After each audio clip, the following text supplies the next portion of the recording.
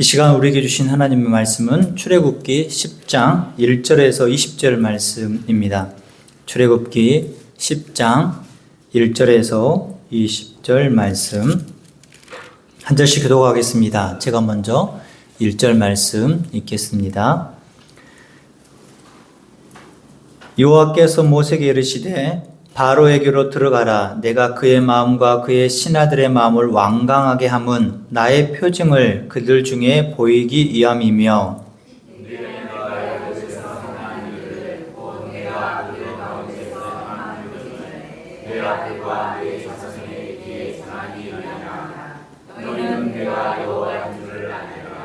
모세와 아론이 바로에게 들어가서 그에게 이르되 히브리 사람의 하나님 여호와께서 말씀하시기를 내가 어느 때까지 내 앞에 겸비하지 아니하겠느냐. 내 백성을 보내라. 그들이 나를 섬길 것이라.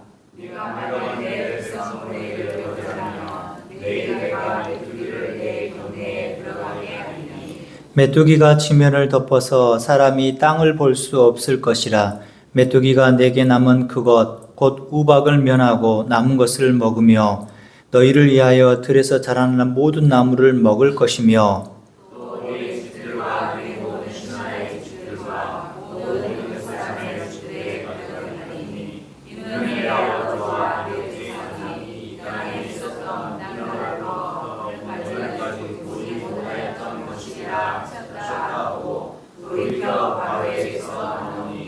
바로의 신하들이 그에게 말하되 어느 때까지 이 사람이 우리의 함정이 되리이까. 그 사람들을 보내어 그들의 하나님 여호와를 섬기게 하소서. 왕은 아직도 애굽이 망한 줄 알지 못하시나이까 하고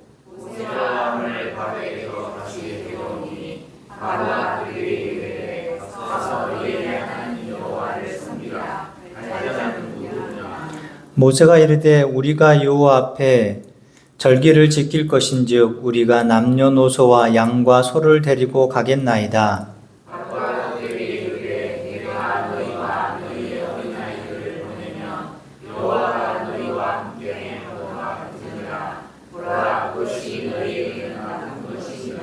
그렇게 하지 말고 너희 장정만 가서 여호와를 섬기라. 이것이 너희가 구하는 바니라. 이에 그들이 바로 앞에서 쫓겨나리라.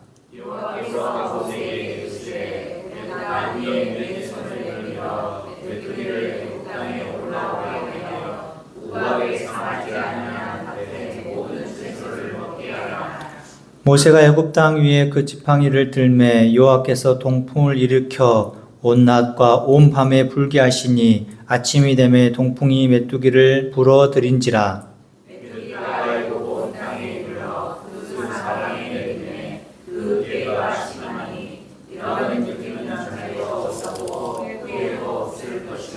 메뚜기가 온 땅을 덮어 땅이 어둡게 되었으며 메뚜기가 우박에 상하지 아니한 밭의 채소와 나무 열매를 다 먹었으므로 애굽 온 땅에서 나무나 밭의 채소나 푸른 것은 남지 아니하였더라.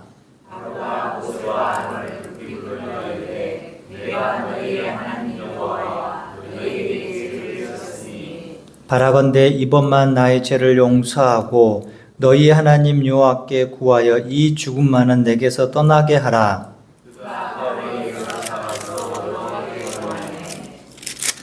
여호와께서 돌이켜 강렬한 서풍을 불게 하사 메뚜기를 홍해에 몰아 넣으시니 애굽 온 땅에 메뚜기가 하나도 남지 아니하니라.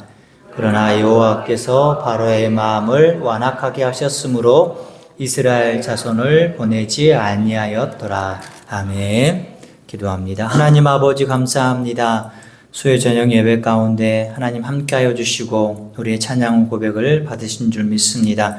이 시간 동안 말씀 가운데 나아갑니다. 전하는 자 듣는 자 하나님께서 은혜를 더하여 주시고 하나님께서 말씀하여 주옵소서. 이 말씀을 주님께 맡겨드리며 예수님의 이름으로 기도합니다. 아멘. 할렐루야. 아멘. 우리 인사하겠습니다. 전후좌우로 주 안에서 은혜와 평강이 있기를 원합니다. 아멘. 네. 여러분 삶 가운데 이 시간 또한 말씀의 은혜가 있기를 원합니다. 아멘. 메뚜기 재앙입니다. 저는 메뚜기 하면 어릴 적에 그 가을에 잡아먹었던 기억이 있습니다. 저는 많이 먹지는 않았고요. 저는 징그럽더라고요. 네, 동네 형들이나 외갓집 형들을 이렇게 만나러 가면 그것을 잡아가지고 어디다 볶았냐면 그 분유통이나 후라이팬 안 구웠습니다. 그때 후라이팬 구하기가 쉽지 않은 시대였으니까 분유통이나 옛날에 황도통 있죠, 황도. 깡통. 깡통에다가 기름 살짝 뿌리고 막 볶아가지고 주는 거예요. 네, 그 기억이 아직도 납니다. 그래가지고 몇 개 얻어 먹었는데, 맛있고 좀 그렇긴 합니다. 그런데 그 형체가 이렇게 붙어 있으니까 좀 어릴 때는 좀 그랬는데 형들은 그걸 잘 먹더라고요. 이렇게 덜어가지고 좀 먹더라고요. 메뚜기 하면 저 기억으로는 간식거리 이렇게 생각할 수 있는데 근데 가끔 TV에서 보면 뭐 메뚜기 재앙 이런 거 보면 그 일들이 우리가 생각하는 거, 제가 어릴 때 생각했던 거하고 차이가 엄청난 것 같습니다.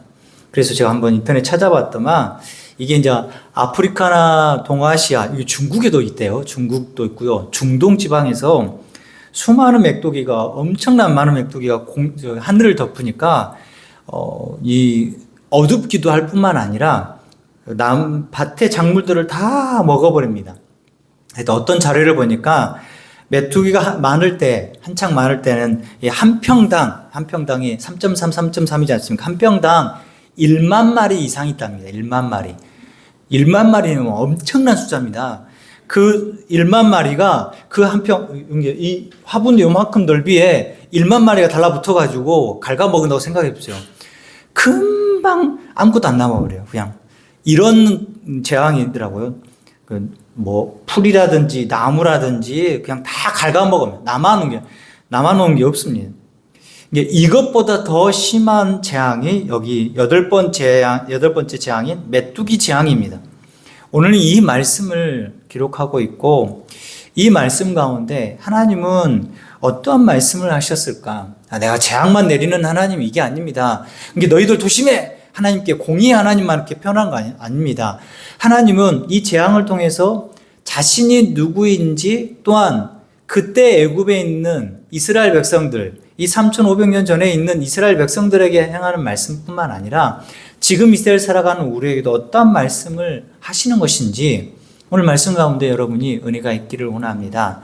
하나님께서 이 같은 모습으로 계속적으로 애굽 왕 바로에게 요구합니다. 요구는 간단합니다. 내 백성을 보내라. 계속적으로 반복적으로 말하는 의도가 내 백성을, 하나님의 백성, 내가 택하고 내가 백성 삼은 히브리 민족 이스라엘 백성들을, 나의 백성들을 보내라는 것입니다. 바로에게 너는 이 히브리 민족 이스라엘 백성은 너의 백성도 아니고 너의 종도 아니다. 내 백성, 내 민족이다. 이걸 이야기하신 겁니다. 그래서 3절에 보면 계속적으로 똑같은 이야기를 하죠. 모세와 아론이 바로에게 들어가서 그 얘기를 해 히브리 사람의 하나님 여호와께서 말씀하시기를 내가 어느 때까지 내 앞에서 겸비하지 아니하겠느냐. 내 백성을 보내라. 그래서 백성이 뭐 할 거나 나를 섬길 것이다. 내 백성을 계속 보내라고 하나님께서 말씀하십니다. 하나님의 명령을 우리는 하나님의 명령을 하거나 말씀을 하시면 거기에 대한 선택은 두 가지밖에 없습니다. 그 하나는 겸손히 그 자기 뜻을 내려놓고 하나님의 말씀에 순종하는 것이니 아니면 그걸 말씀을 듣지 않고 내 생각대로 내 뜻대로 하는 것입니다. 순종하면 그 가운데 하나님의 인도하심을 받을 것이지만 그래야 하지 못하면 하나님 주신 고난과 재앙과 고통이 있다는 것입니다. 결국 하나님 말씀을 듣느냐 안 듣느냐의 차이입니다. 하나님 말씀에 순종하는 그 삶에게는 복된 삶이지만 하나님 품 안에 있는 삶을 살아가게 되지만 반대로 하나님을 떠나면 하나님 말씀을 지키지 않으면 고난과 수치를 당할 수밖에 없다는 것입니다. 그래서 우리가 늘 하나님의 그 능력 앞에 하나님의 그 권능 앞에 우리가 겸손하는 것입니다. 2월 말씀 베드로전서 5장 6절 말씀 무엇인지 아십니까? 그러므로 하나님의 능하신 손 아래서 겸손하라. 때가 되면 너희를 높이시리라. 할렐루야. 아직 못 외우신 분이 계십니다. 네, 금요일날 또 물어봅니다. 계속 물어봐야 될 것 같아요. 하나님의 능하신 손 아래서 내가 겸손하는 거예요. 하나님의 능력의 손, 하나님의 권능의 손, 하나님의 그 능력에 임하는 그 손길 안에 내가 겸손하고, 겸손한다는 것은 무엇이든 하나님께 내어 맡기는 거예요. 내가 하는 게 아니에요. 하나님께 하시는 거예요. 그러면 때가 되면 하나님께서 높이신다는 거예요. 그러니까 하나님 앞에 겸손하면 하나님께서 높이십니다. 이 말씀은 우리 성도들에게 주는 말씀이고 이 시대를 살아가는 모든 믿는 자들에게 주신 말씀입니다. 하나님의 말씀이 임할 때 우리가 어떤 선택을 해야 할까요? 대부분 말씀을 따라야죠. 말씀대로 살아가야죠. 그런데 실상 우리가 어떻게 하느냐? 3절 보면 네가 어느 때까지 내 앞에서 겸지하지 아니하느냐? 네가 어느 때까지 계속 내 말을 듣지 않느냐? 하나님께서 말씀하신다는 것입니다. 여기서 어느 때까지라는 표현이 나옵니다. 2번 나오거든요. 3절과 7절에서 보면 어느 때까지 시점이 있어요. 하나님은 어느 때까지 그 심판의 시점을 분명히 두고 계신다는 것입니다.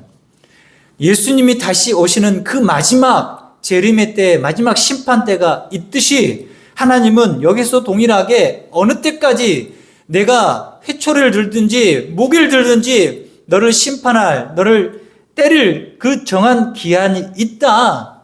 그 심판 날을 하나님께서 준비하고 계심을 분명히 보여주는 표현이기도 합니다. 이제 열재앙 가면 이 애굽이 이제 풍지박산 납니다. 열재앙에서는. 하나님이 계속적으로 첫 번째 재앙부터 계속적으로 말씀하시는 것이 그겁니다. 돌아서라. 내 백성을 보내라. 너는 아직도 듣지 않고 있구나. 이것은 우리도 마찬가지입니다. 우리가 어느 때까지 너가 어느 때까지 내 곁에 머물지 않고 세상의 방식을 따르고 너가 어느 때까지 예수 그리스도를 온전히 영접한 자로서 제자의 삶을 살지 못하고 너가 어느 때까지 지금도 세상의 그 물류를 따라서 가느냐? 너는 나와 함께 내 말씀대로 지켜 행하는 자로 살아가는 것입니다. 계속적으로 그렇게 요구하고 있고 말씀하시는 것을 우리가 하나님께서 여러분에게 저에게 물으신다는 거예요. 네가 어느 때까지 회개하지 않고 계속 그렇게 살 것이냐? 너가 어느 때까지 내 앞에서 겸손하지 않느냐? 이렇게 물으실 때 여러분 어떻게 대답하시겠습니까? 우리는 그렇게 물으신다면 지금입니다. 지금 하겠습니다. 그렇게 고백하는 성도가 되시길 축원합니다. 근데 바로는 어떠합니까? 하나님 앞에 겸손하지 않습니다. 하려고 하지도 않았을 뿐더러 할 수도 없는 처지에 이제 완전히 놓여 있습니다. 이제 갈 때까지 간 겁니다. 이제 바로의 신하들이 그것을 들고 일어선 겁니다. 바로 신하들이 지금까지 바로의 신하들이 이 7번째 재앙까지 갈 때 바로한테 충원하지 않습니다. 물론 마술사들이 이 일은 하나님의 손이 하나님의 능력이 하신 겁니다 라고 말은 하지만 그러나 바로의 신하들이 이제 그 바로한테 이야기를 합니다. 침묵을 깨고. 왜냐하면 자기들이 지금 당한 게 지금 몇 건입니까? 수없이 지금 당하고 있지 않습니까? 심지어 자신들이 가지고 있던 가축이나 우박으로 인해서 가축이나 나무나 식물 다 죽고 깨지고 남는 게 없습니다. 이제는 어떡합니까? 자신뿐만 아니라 가족들마저도 죽을 것을 두려워하고 있는 거예요. 7절 보십시오. 우리 같이 한번 읽어봅니다. 7절 시작. 바로의 신하들이 그에게 말하되 어느 때까지 이 사람이 우리의 함정이 되리이까 그 사람들을 보내어 하나님 여호와를 섬기게 하소서. 왕은 아직도 애굽이 망한 줄 알지 못하시나이까 하고. 여기서 보면 애굽이 아직 망한 줄 알지 못하십니까? 이게 원래 히브리어 표현은 완료예요. 지금 우리 애굽이 지금 망해 가고 있습니다. 망했습니다. 지금 재앙이 계속 내릴 때마다 애굽이 풍지박산 나고 우리가 가진 재물들이나 모든 것들이 다 없어집니다. 심지어 저번에 우박이 내려가지고 우리가 가지고 있던 삶과 보리도 상했고 얼마나 지금 힘든지 아십니까? 그들이 그렇게 믿고 따랐던 그 애굽의 모든 신들이 누구한테 지금 철저하게 굴욕당합니까? 여호와 하나님께 철저히 굴욕당하고 있습니다. 다 깨트려져, 다 풍지박산 나고 있습니다. 여호와 앞에서 자신들이 믿는 신들이 아무것도 아니에요. 아무 능력이 없어. 아무것도 자신들을 위해서 도움이 될 만한 신들이 하나도 없는 거예요. 심지어 애굽의 바로는 신이면서 신의 아들이에요. 신의 아들. 그래서 이 바로에게 대책을 요구합니다. 빨리 우리를 어떻게 좀 해 주십시오. 그래서 이 바로의 신하들이 바로에게 우리가 어느 때까지 이 사람들로 인해서 우리가 이 죽음의 고통을 계속 당해야 됩니까? 우리가 이렇게 망하게 됐는지 왜 바로는 가만히 있습니까? 지금 시위하는 거예요, 시위. 머리에 빨간도 두르고 이렇게 하면서 바로의 신하들이 지금 우리를 이렇게 그냥 사지로 몰아넣고 있습니다. 왜 바로요? 당신은 뭐 하고 있습니까? 이들을 보내십시오. 보내십시오. 이렇게 말한 거예요. 이러자 바로가 타협점을 내놓습니다. 8절부터 11절까지 타협점, 이제 모세와 아론과 함께 그 타협점, 8절 보시죠. 모세와 아론이 마론을 바로에게로 다시 데려오니 쫓겨났나 봐요. 쫓겨났다가 다시 들어옵니다. 바로가 그들에게 이르되 가서 너희 하나님 여호와를 섬기라 갈 자가 누구냐 가서 섬겨라 예배 드려라 얘기했어요. 그런데 그 다음 말이 그러면 그때 갈 사람들 누구니? 그러자 모세가 그러죠. 우리가 여호와 앞에 절기를 지킬 건즉 우리가 남녀노소 모든 사람을 이야기해요. 또한 양과 소 자신의 가지고 있는 모든 가축을 이야기를 해요. 그럴 때 바로가 10절에 바로가 그들에게 이르되 내가 너희와 너희의 어린아이들을 보내면 여호와가 너희와 함께함이 같으니라. 보라 그것이 너희에게는 나쁜 것이나 이 어린아이들을 보내지 않겠다는 거예요. 그러면서 11절에 그렇게 하지 말고 너희 장정만 가서 여호와를 섬기라. 이것이 너희가 구하는 바니라. 이에 그들이 바로 앞에서 쫓겨나니라. 여기서 바로가 타협점을 내놓는데 여기 장정만 보내요. 누가 갈 거냐? 모세는 모두 다 나가겠습니다. 한 명도 빠짐없이 나가겠습니다. 야, 그러지 마. 그거 아니야. 그 여호와 하나님이 기뻐하지 않는 장정만 나가. 남자 장정. 여기 장정이란 말은 남자 장정만을 이야기합니다. 특별히 30세 이상의 남자들을 이야기합니다. 보통 이스라엘 민족들은 30세가 되면 한 가정의 남편이고 아버지인 경우가 대부분입니다. 그러면 남아있는 사람들은요, 아내와 자식들이잖아요.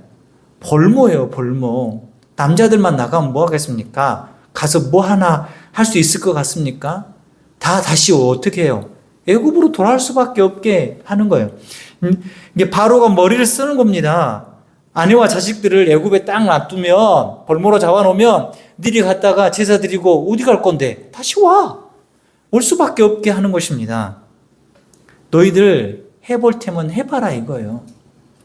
여전히 바로가 깨닫지 못하는 것입니다. 바로가 무엇을 잘못하고 있냐? 바로 모세와 타협이 아니라 하나님과 타협하는 것입니다.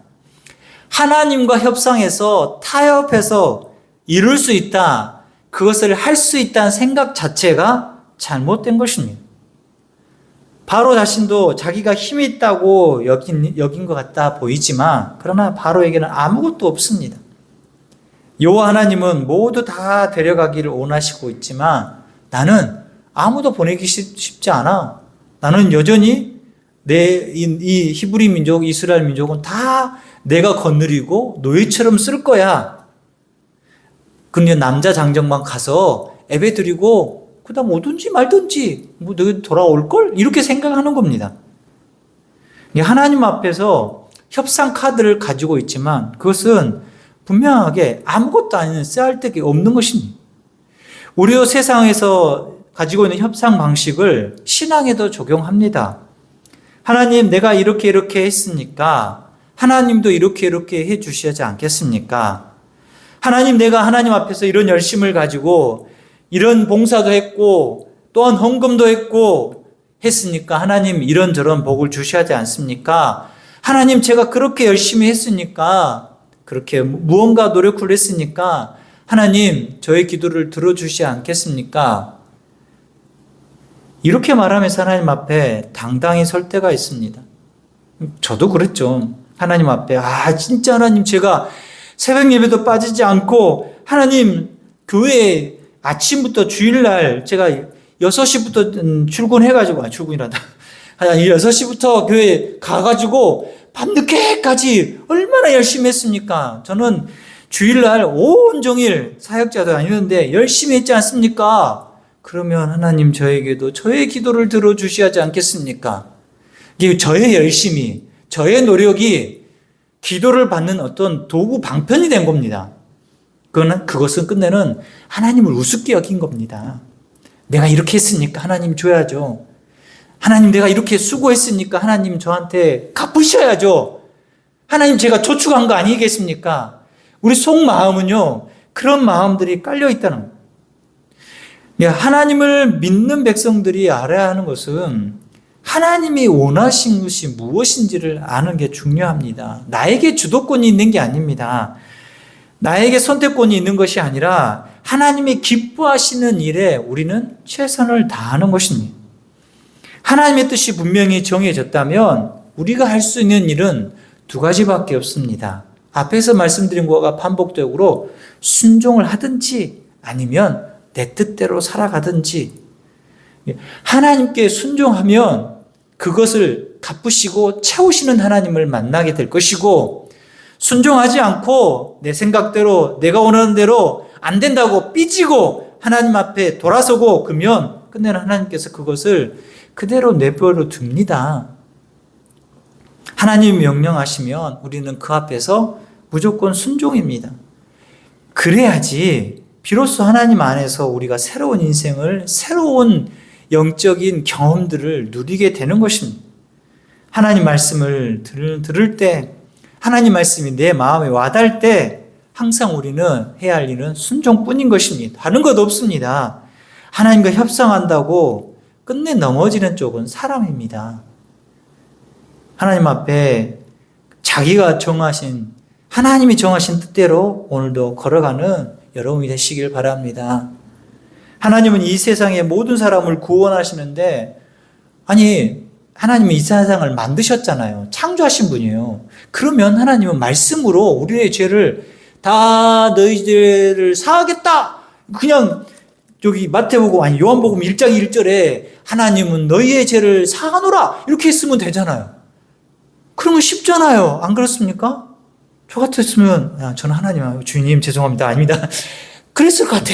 그런데 요한복음부터 사복음서에 보면 예수님이 이 땅에 독생자를 보내고 예수님이 그 공생의 3년 반 동안 여러 가지 저런 일, 가든 기적과 표징들을 보이신 후에 마지막에 십자가에서 죽으시잖아요. 꼭 그 방법을 쓰셔야 됐을까? 그 방법을 쓰셔서 이게 구약부터 계속적으로 하나님의 구원 계획을 분명히 이루시는 장면들을, 어린 양을 잡는 거, 또한 유월절 어린 양을 잡고 그 피로 문지방을 바르고, 이 모든 일들의 예표가 끝내는 예수 그리스도를 완벽하게 이루시기 위해서 예수님은 그 구원 계획을 쭉 이루십니다. 한 번도 변하신 적 없습니다. 우리 하나님은 변개하시는 분이 아니기 때문에 계속적으로 이루어 가십니다. 그래서 구원을 얻을 만한 다른 이름을 이 세상에 주지 않으셨습니다. 그 계획과 그 놀라운 목적은 예수님이 다시 오실 때까지, 재림하신 그날까지 계속 유효하는 것입니다. 그래서 우리가 계속적으로 예수님을 믿고 예수님을 따르는 것, 다른 방법이 없습니다. 오직 예수 그리스도를 믿는 사람에게는 영원한 생명이 있습니다. 우리는 그것을 믿고 의지하며 살아가는 성도라는 것입니다. 그 성도의 삶이 되시길 주님의 이름으로 축원합니다. 하나님과 협상할 것 같았던 바로, 근데 어떻게 됩니까? 그 땅에 무엇이 옵니까? 무시무시한 메뚜기 재앙이 옵니다. 우리 한국 사람에 가면 다 잡아먹을 것 같은데, 그러나 비교하지 못한 15절 보십시오. 메뚜기가 온 땅에 덮어 땅이 어둡게 됐습니다. 빛이 통과하지 못할 정도로 얼마나 많았는지. 메뚜기가 우박에 상하지 아니한 밭의 채소와 나무 열매를 다 먹어버렸어요. 다 먹어버렸어요. 그 보니까 영상을 보니까 그 나무에 밑둥 있잖아. 그 밑둥까지 다 파먹어요. 다 붙어가지고 그 막 메뚜기가 다 붙어가지고 다 파먹는 거예요. 아무것도 남지 않았어요. 애굽 온 땅에 나무나 밭의 채소나 푸른 것은 남지 아니었더라. 저번에 우박에 내려가지고 다 으깨졌고 막 뿐만 아니라 그 후에 자라난 밀과 쌀보리에 새싹까지도 다 먹어버린 거예요. 이 모습을 본 바로가 어떻게 표현하냐면 16절 보면 17절 바로가 모세와 아론을 급히 불러 이르되 내가 너희의 하나님 여호와와 너희에게 죄를 지었으니 바라건대 이번만 나의 죄를 용서하고 너희 하나님 여호와께 구하여 이 죽음만을 내게서 떠나게 하라. 이제 바로의 입에서 죽음이라는 표현을 씁니다. 사망이라는 표현을 써요. 이렇게 하면 죽게 생겼구나. 그 전까지는 그렇게 말하지 않았어요. 그렇게 말하지 않았어요. 힘들다, 어쩌다 빨리 좀 와서 내가 두를 건데 빨리 좀 해주라. 이렇게 표현했지만 죽음이라는 표현을 씁니다. 이게 바로가 지금까지 경험하지 못한 죽음의 공포를 느낀 거예요.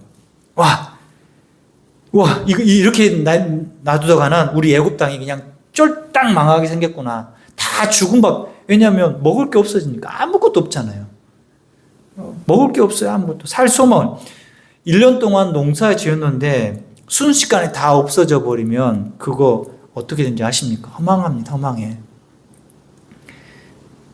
보통 가을 태풍이 불면 진짜 심각하지 않습니까?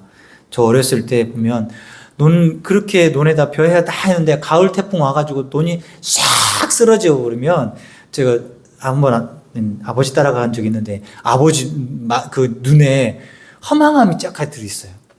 1년 동안 그렇게 해서 애지중지 키워가지고 했는데 태풍 한번 부니까 논에 있는 바들이 다 쓰러지는 거예요. 그것도 어떻게 하겠습니까? 다 사람 불러다가 품앗이 해가지고 다 세우잖아요. 다 세우고. 안 세워놓으면 다 싹 나버리니까. 농사 이야기하면 여기서 와닿는 분도 있겠지만, 가게라는, 여러분 사업을 한다든지, 불이 난다든지, 아니면 1년 동안 모든 걸 다 했는데, 그 모든 것들이 다 하루아침에 다 날아간다든지, 아니면 좋은 직장에 들어가고 잘 사는 건 좋은데 하루아침에 쫓겨난다든지, 직장을 그만둔다든지, 믿었던 사람한테 이렇게 했는데 그 사람이 잘못해가지고 어려운 경우를 겪는다든지, 이런 게 다 메뚜기 재앙과 같은 것입니다. 앞에서 우박 재앙으로 해서 거의 없어졌는데 이제 남은 것 하나도 없는, 다 사라진, 이것을 바로가 이렇게 죽음의 고통으로 느낀 것입니다. 결국 이 말은 하나님을 끝까지 거부하고 순종하지 않으면 그 결과는 사망밖에 없고 죽음밖에 없다는 것입니다. 우리가 끝까지 하나님께 저항한다는 것은 그때는 하나님을 끝까지 믿지 않는 것과 같은 것입니다. 하나님의 능력, 하나님의 손길, 하나님의 인도하심, 하나님께서 붙드심을 내가 믿지 않는 것입니다. 교회를 다니면서 마음속 깊숙이 하나님 앞에 엎드려지지 않는 사람, 하나님 뜻을 따르지 않는 사람, 하나님께서 일하심을 또한 모르는 사람, 마지막 심판 때 어떻게 되겠습니까? 하나님의 심판밖에 남지 않겠습니까? 그리고 우리가 사랑하고 사랑하는 우리 가족들, 믿지 않는 가족들은 어떻게 해야 됩니까? 제가 이제 목사를 되고 나서 제일 안타까워했던 게, 저는 제 할아버지와 할머니한테 복음을 제대로 전하지 못했습니다. 저를 정말 많이 이뻐해 주시고 키워주신 분들이긴 하거든요. 제가 이제 장손이고 큰 장손이다 보니까 진짜 많이 이뻐요.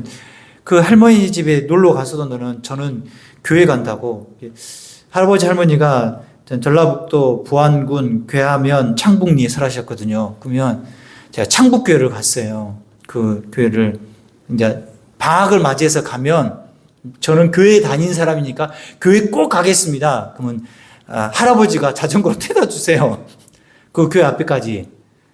근데 제가 그렇게 다녔으면서도 불구하고 예수님을 제대로 전하지 못했어요. 두 분들은 예수님을 믿지 못하고 세상을 떠났습니다. 그래서 안타깝습니다. 믿는 가족들이 죽을 때 슬프고 안타깝지만 다시 만날 수 없으니까 다시 만날 수 있느냐 없느냐는 정말 큰 것입니다. 다시 만날 수 있다는 것은 소망이 있지만 다시 못 만난다는 것은 소망이 없어지는 것입니다. 이번에 여러분들이 명절을 통해서 자녀들을 만나고 가족들을 만났을 건데 그 가운데 소망이 있는 자녀도 있지만 소망이 없는 내 가족들도 있을 것입니다. 여러분 그때 어떠한 마음을 가지십니까? 애통하는 마음이 있으십니까? 그 사람의 영혼을 불쌍히 여기는 마음이 있어야 됩니다. 애통하는 마음이라는 것은 그 사람을 위해서 물어주는 마음인 것입니다. 기도해 주셔야 되고 복음을 전해야죠. 아이고 목사님 내가 안 해봤습니까? 그래요. 죽을 때까지 하셔야 됩니다. 그건. 그 영혼을 향하신 하나님의 손길이 내가 죽을 때까지 전해서 또한 이루실 하나님의 뜻이라면 분명히 이루실 줄 믿습니다. 우리가 그것을 알고 그 하나님의 사람이 또한 알 수 있도록 하나님을 믿을 수 있도록 끝까지 우리가 하는 것입니다. 왜냐하면요. 오늘 말씀에도 1절과 2절에서 하나님의 의도가 분명히 들려져 있습니다. 이야기가. 1절 보십시오. 여호와께서 모세에게 이르시되 바로에게로 들어가라. 내가 그의 마음과 그의 신하들의 마음을 완강하게 함은 나의 표정을 그들 중에 보이게 함이라. 하나님의 나타나신 그 모든 재앙의 표정이 그들 가운데 내가 누구인지를 분명히 보여주기 합니다. 이게 첫 번째라면 두 번째 보면 2절에 내가 애굽에서 행한 일 곧 내가 그들 가운데 행한 표징을 내 아들과 누구요? 이스라엘 백성들이요. 이스라엘 백성들 내 아들과 내 자손의 귀에 전하게 함이라.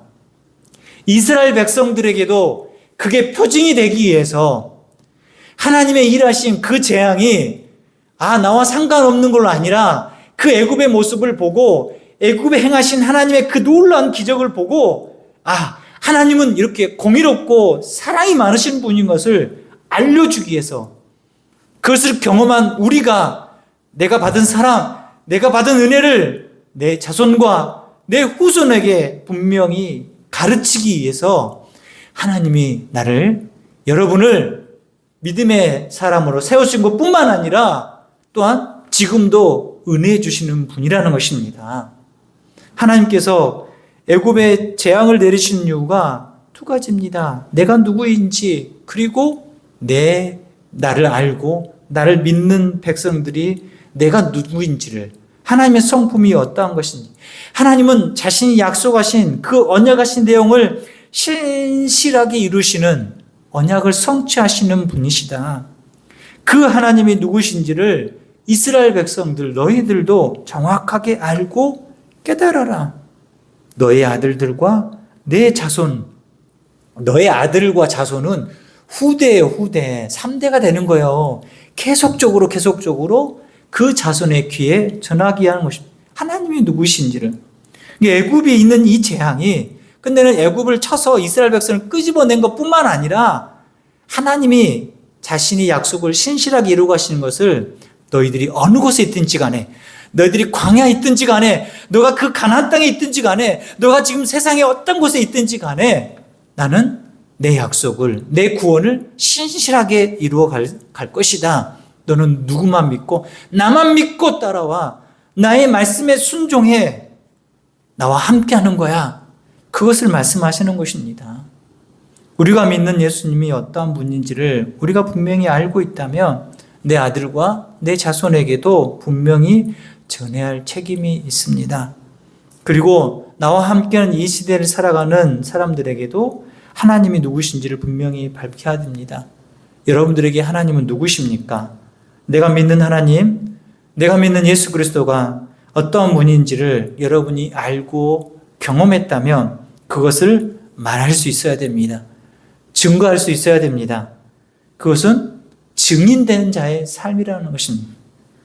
그리고 여러분 삶 자체가 표징이어야 됩니다. 표징이란 말은 우리는 가짜가 아니라는 거예요. 나의 삶은 모든 것이 주님의 은혜입니다. 그래서 진짜의 삶을 사시길 바랍니다. 실패할 수 있어요. 완벽한 사람이요. 제가 늘 누누이 말씀드리지만 하나님의 역사 가운데 완벽한 분은 예수 그리스도밖에 없다고요. 저도 불완전하고 저도 실수가 많고 저도 연약하다는 거예요. 그렇지만 주만 의지하면서 그 길을 조금씩 더디지만 걸어가려고 노력하는 것입니다. 하나님이 누구인지를 분명히 안다면, 예수님이 누구인지를 분명히 우리가 고백한다면 그 믿음을 가지고 그 믿음의 모습으로 걸어가시는 귀한 우리 성도 되시길 바랍니다. 그게 복된 자의 삶이고 은혜로운 자의 삶인 것입니다. 그 은혜의 길로 하나님이 여러분을 잡아 이끌어 가실 것입니다. 그 예수님이 여전히 내가 너와 함께 하겠다. 내가 어떤 모습이 있든지 간에 나는 너를 포기하지 않을 거야. 너도 포기하지 마. 너도 포기하지 마. 이렇게 말씀하신다는 거. 그 하나님 붙들고 또한 그 주님 의지하며 나아가는 귀한 우리 성도 되시길 주님의 이름으로 축원합니다. 아멘.